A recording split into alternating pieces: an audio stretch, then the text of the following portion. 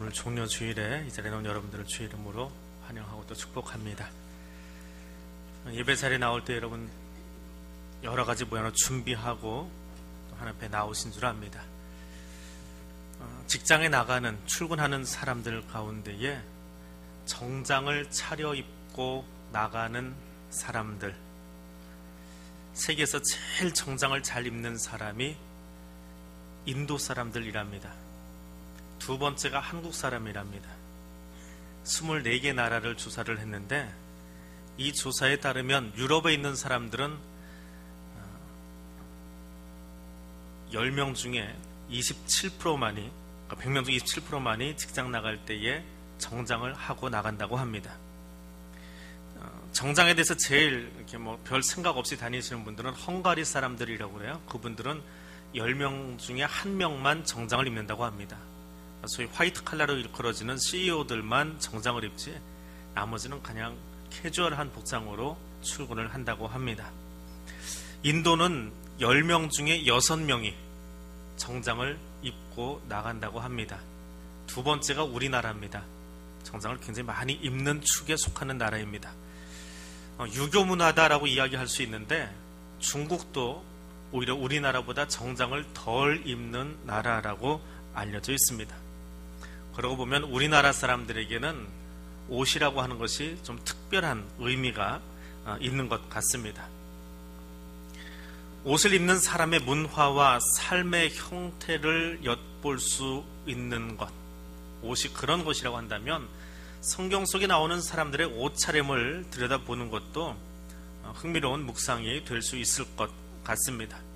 왜냐하면 성경에 나오는 사람들이 신앙의 위인이고 또 영웅이기 전에 저와 여러분과 똑같은 성정을 가진 사람들이기 때문에 그들이 어떤 모습으로 살았을까 살펴보는 것도 중요한 묵상입니다. 하나님은 이스라엘 백성들에게 두 가지 재료로 섞여 있는 옷감을 입지 말아라 했습니다. 레위기 19장에 나오는 금칙입니다. 쉬운 말로 하면 합성 섬유나 혼방 소재로 된 옷은 입지 말라고 하는 것입니다. 그렇다고 여기 혼방 소재로 된 양복 입으신 분들 벗을 필요 없습니다. 하나님이 이스라엘 백성들을 가나안에 들어가게 하시면서 그 이방 종교가 가지고 있는 특성들, 이방 종교의 가장 큰 특성은 혼합주의입니다. 그래서 그 혼합주의로부터 너를 지키기 위해서 옷차림부터 좀 바꾸어 보자라고 했던 것이 하나님의 명령입니다. 철저하게 옷 직조 방식까지 간섭하셨던 것이 하나님입니다. 신약 성경에 들어와서 혹은 성경을 읽으면서 겉옷이라고 하는 단어, 오늘 제목이 나의 겉옷인데 겉옷이라고 하는 단어는 우리가 쓰고 있는 개역 개정판 성경에는 58번, 그리고 앞에 쓰였던 개역 성경에서는 53번 정도 나옵니다. 제일 마지막에 사용된 겉옷이라고 하는 표현은 디모데후서 4장에 나오는데 바울이 디모데에게 내가 올 때에, 내가 지금 감옥에 갇혀 있는데 거기 올 때에 들어와 가보이 집에 두었던 겉옷을 좀 가지고 와라. 그리고 책은 가죽 종이에 쓴 것을 좀 가져다 주면 좋겠다라고 이야기하는 대목이 나옵니다. 추운 겨울을 지나면서 바울의 입장에서 그 추위를 이기도록 두툼한 외투를 가져다 달라고 부탁하는 것입니다. 예수님이 제자들을 전도하기 위해서 보내시면서 옷까지도 챙기지 말아라, 겉옷까지로 뒤로 돌아가지 말아라 라고 금령을 내리셨는데 바울은 선교 여행을 떠나면서 그 말씀대로 겉옷 벗어놓고 다니다가 겨울 되니까 좀 추위가 와가지고 챙기려고 하지 않았던가 하는 생각이 듭니다. 이 당시의 겉옷은 지금 우리가 입는 외투처럼 그런 겉옷은 사실 아닙니다. 소매가 없는 겨울에 여자분들이 입으시는 망토, 숄과 같은 형태의 옷입니다. 그래서 밭일을 한다든지 혹은 좀 손을 부지런히 움직여야 될 일이 있으면 이 겉옷은 벗어놓고 했다고 합니다. 더운 여름에 햇빛을 가리기 위한 차양막 정도로 사용하거나 가난한 자들은 자기 이불로 사용하기도 했습니다. 옷을 벗어놓는 일은 배에서도 마찬가지입니다. 요한복음에 보면 베드로가 옷을 벗어놓고 물질하고 있던 장면이 나옵니다. 또 이 겉옷은 망토다 보니까 그냥 걸치고 있으면 바람길에 쉽게 날아가 버립니다. 그래서 허리를 동여매라 라고 하는 이 말은 겉옷이 날아가지 않도록 단단히 묶어 두어라, 긴장하고 근신하고 깨어 있어라 라고 하는 그런 말입니다. 열왕기하 9장에 보면 선지자 엘리사가 제자를 보내면서 너는 허리를 동이고 이 기름병을 들고 길앗 라못에 있는 여호사밧의 아들 예후에게 가서 기름을 부어 왕으로 삼으라, 그리고 도망가라 이야기합니다. 왜냐하면 아직 왕이 있는 상태에서 새로운 왕을 세우면 그 왕이 가만히 있지 않겠지요. 그러니까 승명 걸고 도망가야 되니까 치렁치렁 옷 날리면서 다니지 말고 옷을 단단히 여미고 그리고 가서 기름 붓고 뛰어라, 늘 긴장하고 사역을 감당해라 라고 하는 것이 옷에 관한 메시지입니다. 자, 본문에도 옷에 관한 이야기는 빠지지 않고 등장합니다. 2000년 전 종려주일이 그 배경입니다. 예루살렘에 오신 예수님이 2명의 제자를 마을로 들여보냈습니다. 마을로 가서 나귀와 나귀 새끼를 풀어 끌고 오라 이야기하십니다. 제자들은 예수님이 명령한 대로 가서 매여 있는 나귀와 나귀 새끼를 끌고 예수님께 옵니다. 그리고 자기들의 겉옷을 벗어서 그것을 나귀의 등 위에 올려놓고 예수님이 타도록 합니다. 이것이 종려주일의 첫 번째 모습이었습니다. 그리고 많은 무리들, 대다수의 사람들은 겉옷을 길에 펴고 어떤 사람은 나뭇가지를 베어서 길에 깔고 오늘 성경에 나오는 것은 호산나 다윗의 자손이여 찬송하리로다, 주의 이름으로 오시는 이여 가장 높은 곳에서 호산나 하면서 외칩니다. 이 제자들이 나귀 위에다가 왜 겉옷을 펼쳐 놓았을까요? 마가복음에 가서 보면 이 나귀는 아직 아무도 타본 적이 없는 나귀다라고 마가복음 11장에 나옵니다. 그러니까 아직 자기 몸에 맞는 안장이 준비되지 않은 초짜 나귀지요. 더불어서 이 나귀는 마태복음에 보면 아직 멍에를 메어보지 않은 나귀입니다. 이 나귀는 사람 태우려고 준비된 것이 아니라 짐을 짊어지게 하려고 키우는 나귀인데 아직은 등에다가 멍에를 지을 만큼, 그 몸에 맞는 멍에를 짜줄 만큼 준비가 안 되어 있었던 겁니다. 그래서 나귀를 데려온 다음에 안장이 없으니까, 탈 준비가 안 되어 있으니까 제자들이 자기 겉옷을 벗어서 안장처럼 올려 놓았던 것입니다. 그리고 이 나귀는 예수님이 하신 말씀처럼 아직 멍에를 지어보지 않았습니다. 근데 오늘 처음으로 자기 등에 무엇인가를 올려놓지요. 이게 누구입니까? 예수님이 그 뒤에 올라갑니다. 세상의 죄를 짊어지고 가시는 어린 양 예수를 등에 처음으로 짐으로 올려놓습니다. 그 멍에를 처음으로 올리고 걷게 되는 것이 나귀의 모습이었습니다.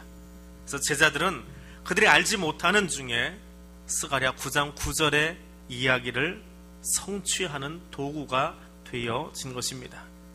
나귀 역시 세상 죄를 짊어지고 가시는 예수님이 자기 뒤에 올라타도록 그렇게 제자들이 안장 겸 또 이부자리 겸 겉옷을 벗어서 거기에 깔아놓고 걸어가게 된 것입니다. 오늘 또 하나의 겉옷은 무리들이 벗어놓은 겉옷입니다. 종려주일에 모여든 사람들은 요한복음 12장에 의하면 예루살렘으로부터 무리가 예수를 맞으러 나왔다라고 적고 있습니다. 마침 이때가 명절이니까 원근 각처에서 유월절 지키려고 사람들이 다 몰려 들었습니다. 환호의 물결이 대단했을 겁니다. 예수님이 갈릴리에서 전도사역을 처음 시작하셨습니다. 그때부터 이곳까지 대략 2,000명의 사람들이 매일 따라다녔다고 합니다. 게다가 유월절이니까 소문에 소문을 듣고 더 많은 사람들이 예루살렘에 모여들었을 거예요. 당시 기록에 의하면 수만 명의 사람들이 예루살렘으로 운집했다라고 합니다. 오늘 낮에 이제 저녁 때쯤 종교 방송을 켜보시면 이스라엘 예루살렘의 모습이 간간히 나올 겁니다. 습관적으로 나오는 영상 가운데 하나인데 종료주일날 전 세계에서 몰려든 성지 순례자들이 종료주일을 끼고 몰려든다고 그래요. 그래서 예수님이 벳바기에서 예루살렘 오신 것을 재현하면서 종려나무 가지를 하나씩 구해 들고 전 세계 사람들이 각각의 언어로 찬송하면서 예루살렘을 들어가는 것이 오늘 날짜에 성지 순례하는 모습이라고 합니다.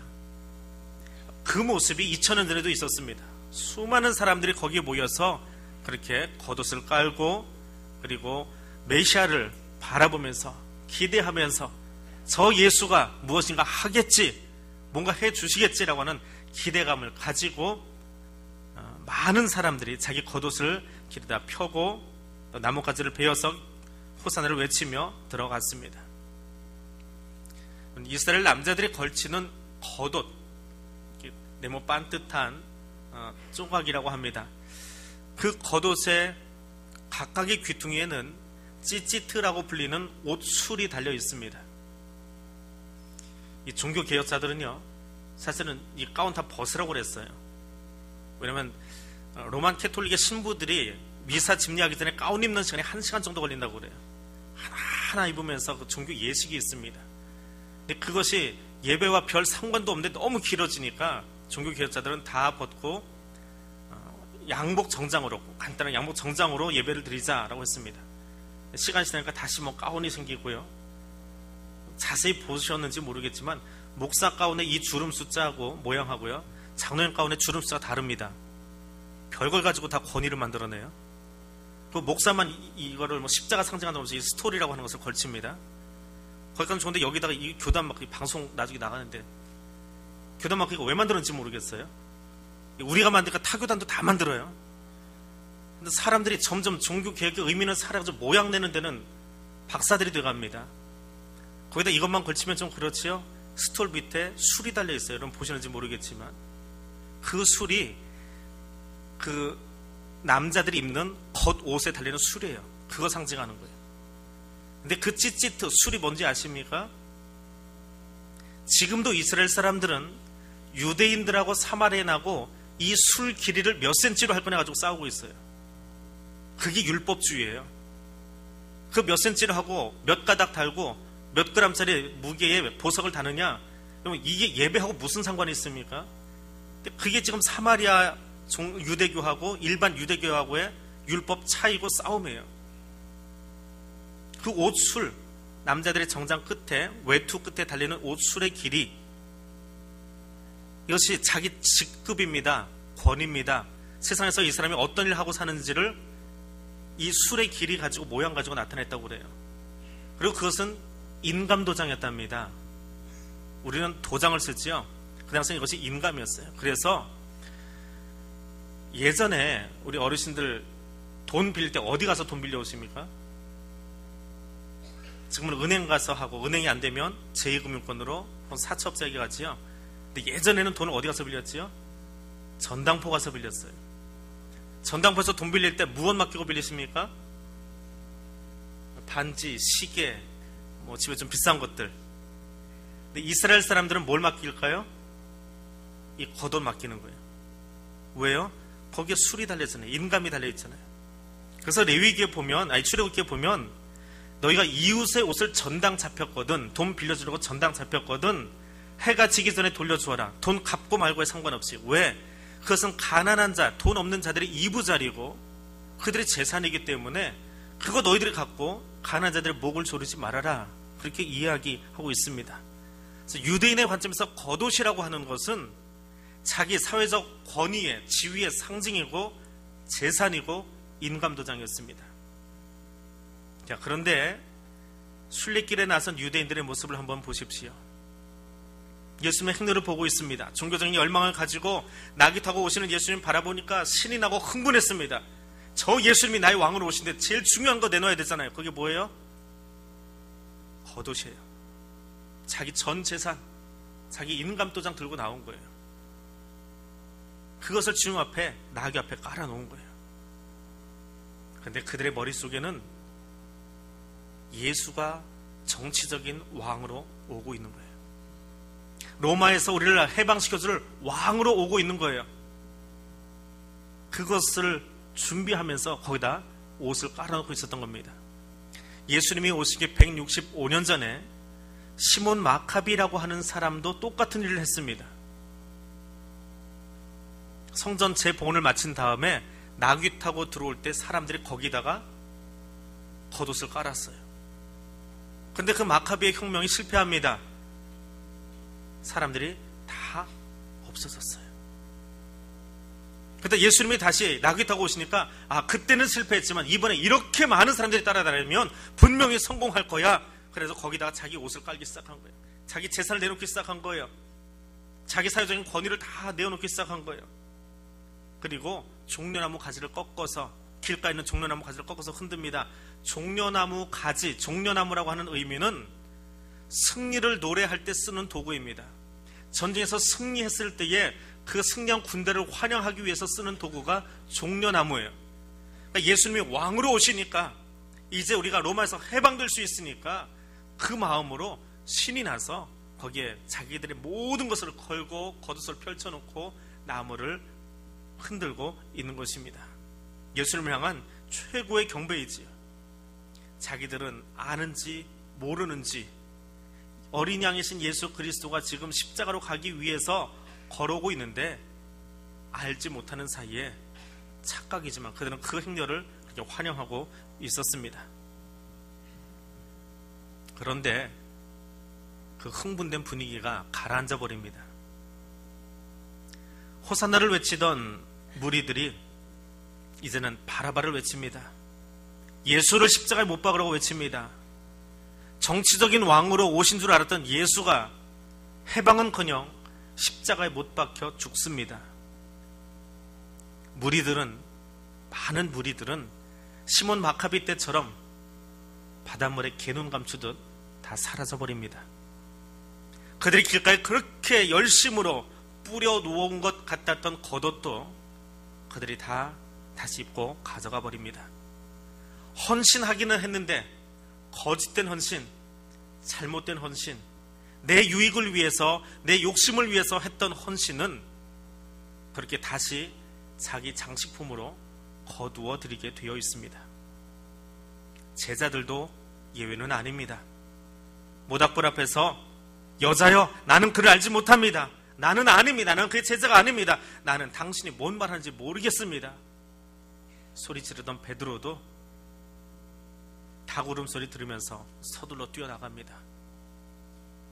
예수님 앉으시라고 놓았던 그 겉옷 가지고 가서 배에다 던져두고 물질하고 있습니다. 흥분되었던 분위기가 십자가 사건과 함께 다 죽어지고 기억에서 사라질 즈음에 십자가에서 죽으신 예수님이 부활하십니다. 갈릴리로 찾아가십니다. 예수님이 거기 찾아가셨을 때에 요한이 먼저 알아봅니다. 주님이시다. 주님이시다. 베드로가 배 위에 있다가 고기 잡느라고 벗어놓았던 그 추렁거리던 겉옷을 다시 둘러 입습니다. 배에서 예수님께로 수영하고 갈 때에 망토 걸치고 수영하는 게 쉽습니까? 아니면 그냥 물질하던 그 편안한 복장으로 수영하는 게 쉽습니까? 편안한 복장이 낫겠지요? 망토는 왜 걸칩니까? 그 물에 젖으면 폭 가라앉을 텐데요. 참 불편할 텐데요. 베드로의 마음속에 대제사장 집에서 예수를 부인했던 그 부끄러운 모습이 떠올랐습니다. 그 부끄러움을 가리고 싶었을 겁니다. 이제는 내가 그 실수하지 않겠습니다. 이제는 내가 그 잘못하지 않겠습니다. 그때는 내가 겉옷을 벗어서 당신의 안장하라고 거기다 올려드렸는데 이제는 내 부끄러움을 감추고 최고의 경위로 옷을 갖춰 입고 당신께 나가겠습니다. 물을 헤엄쳐 건너는 것이 무리로 걸어라고 이야기하지 않으셔도 괜찮습니다. 헤엄쳐 가면서 그 옷에 물이 젖어서 푹푹 빠져가도 그러나 그렇게 가겠습니다. 힘들지만 어렵지만 그 모습으로 가겠습니다. 베드로는 겉옷을 입고 그렇게 부활하신 주님 앞으로 나아갔습니다. 나는 오늘 어떤 옷을 입고 예배 자리에 나왔습니까? 하나님 아닌 사람들에게 무엇인가 보여주려고 나오지 않으셨습니까? 내 옷을 자랑하고, 내 겉옷 자랑하고, 내 지위 자랑하고, 내 이름 자랑하고, 어제 어디서 산 옷이라고 자랑하고 싶어서 그거 보여주려고 나오지는 않았는지요? 이제 내가 사람들에게 좋게 하랴, 하나님께 좋게 하랴, 사람들에게 기쁨을 구하랴. 바울이 갈라디아 성도들에게 이야기합니다. 사람들이 보아주는 옷차림새에 만족해 하지는 않으십니까? 주님 전에 서 있는데 아직도 저 뒤에 벗어놓은 세상 사람들이 보아주는 그 명예에, 그 겉옷에 눈이 가서 제자됨의 길은 걸어가지 못하고 그 겉옷 입기에 바빠서, 그 명예를 걸치기에 바빠서, 그 자기 자존심 지키기에 바빠서, 찌찌트가 생각이 나서, 옷술이 생각이 나서 그렇게 앉아있지는 않은지요? 우리가 입어야 할 옷이 있습니다. 주의 권능의 날에 주의 백성이 거룩한 옷을 입고 즐거이 헌신하니 정결함으로 장식된 옷을 입고 주님 앞에 서실 수 있기를 원합니다. 예수 그리스도의 백성으로 거룩함의 옷을 입고 나아가실 수 있기를 원합니다. 예수 그리스도께서 십자가 보혈의 공로로 우리의 죄를 다 용서해 주셨는데, 그리고 그 모습으로 주의 제단 앞에 예배자로 초청해 주셨는데 기뻐하고 찬양하지는 못하고 아직도 세상의 것으로, 세상의 욕심으로, 세상의 사랑으로 내가 드러나 있다면 이 시간 성령님 찾아오셔서 거룩함의 새 옷을 입을 수 있도록 기도하시기를 바랍니다. 오늘 나는 어떤 옷 입고 있습니까? 예배를 위해서 어떤 자세로 여기 나와 있습니까? 가운을 걸치던 신부가 그 시간이 너무 길어져서 종교개혁자들이 고치기는 했습니다. 그러나 주일에서 옷을 한 벌 한 벌 입을 때마다 어떤 마음가짐으로 그 옷을 입었는지 한 번 더 돌아보았으면 합니다.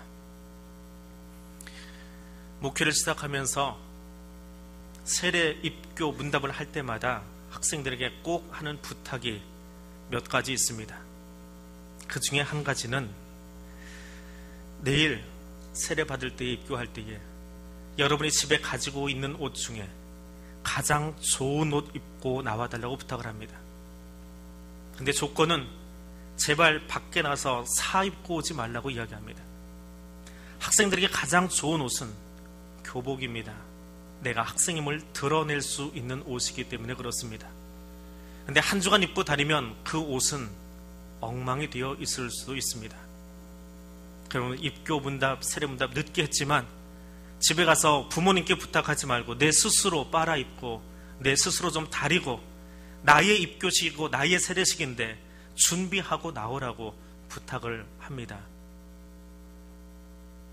그리고 입교식과 세례식 때마다 앞에서 보는 모습은 참 예쁘기 그지 없습니다. 사실 주일학, 교회 학교라고 하죠. 교회 학교 나올 때 아이들 교복 입고 나오지 않습니다. 거추장스럽거든요. 학교에서나 입는 거지 추리닝에 슬리퍼에 어떤 때는 자다가 수면 바지 입고 나오는 아이들도 있어요. 이게 요즘 문화니까 뭐라고 하기는 참 그렇습니다. 근데 세례식만큼은 그렇게 하지 말자고 아이들에게 신신당부를 합니다. 그리고 오늘 여기 이 자리에 우리 아이들이 그렇게 입고 나와 앉아 있습니다. 그것이 예배입니다. 세상이 보기에 화려한 옷이 아니라 내가 하나님 앞에 준비할 수 있는, 내가 학생이기에, 내가 그리스도인이기에, 내가 하나님의 사람이기에 구별할 수 있는 그 거룩함의 옷을 입고 나올 수 있기를 원합니다. 오늘 아침에 빨간 넥타이를 메고 나왔습니다. 고난주간인데 목사님 왜 넥타이가 빨간색입니까? 스토리 무슨 색이지요? 종료주일은 빨간색을 하기도 했습니다. 지난주간은 보라색이고요. 스토리 빨간색이라 넥타이도 빨간 거 맸습니다. 다음 주는 부활절입니다. 부활절의 예전 색상은 하얀색입니다. 다음 주는 장로님들하고 목사님들은 다 하얀색 넥타이를 맬 겁니다. 가능하면 검정 계통의 옷은 다음 주에 입지 않고 화려한 옷이 아니라 하얀색 계통의 옷으로 입고 부활의 예배를 드리는 것이 교회의 전통입니다. 옷은 그렇게 입는 것입니다. 하나님 앞에서 신령과 진정 예배로 나아갈 때에 먼저 거룩함의 새 옷을 입기를 원합니다. 우리가 처음 예수 믿을 때보다 구원이 더 가까워졌습니다. 예수 그리스도로 옷 입을 수 있는 하나님의 사람들 되시기를 바랍니다. 기도하겠습니다.